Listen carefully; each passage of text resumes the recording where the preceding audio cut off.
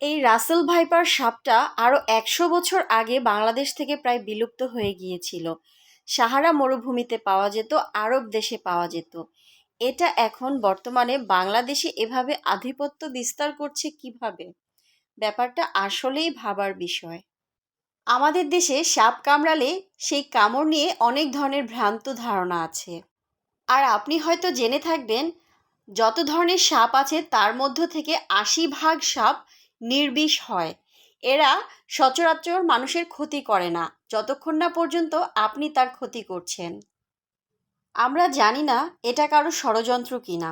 এই Russell viper সাপের কারণে কৃষকরা এখন মাঠে নামতে ভয় পাচ্ছে, যার কারণে আমাদের কৃষি খাতের উপর বিরূপ একটা প্রভাব পড়বে। ডাক্তাররা বলছেন রাসেল ভাইপার এতটাই বিষাক্ত যে এটি কামড় দিলে মানুষ খুব সহসাই মৃত্যুবরণ করবে। এই সাপ দেখলে কমপক্ষে ৫ ফিট দূরে সরে যাবেন। এই সাপটি ৫ ফিট দূর থেকে সে ছোবল দিতে পারে।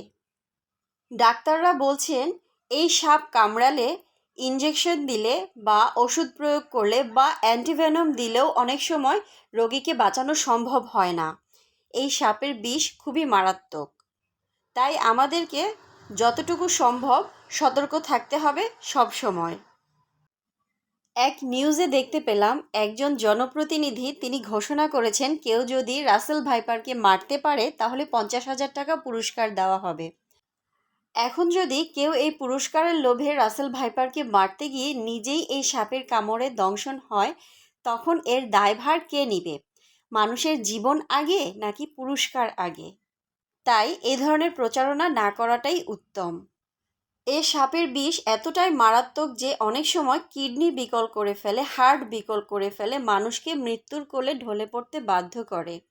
কিছু পোকামাকড়, প্রাণী বা কীটপতঙ্গ আছে যা আমাদেরকে অনেক সময় কৃষিক্ষেত্রে উপকারও করে থাকে, কিন্তু সেগুলো যদি হয় বিষাক্ত বা প্রাণনাশকারী তাহলে সেগুলো মেরে ফেলতে হবে।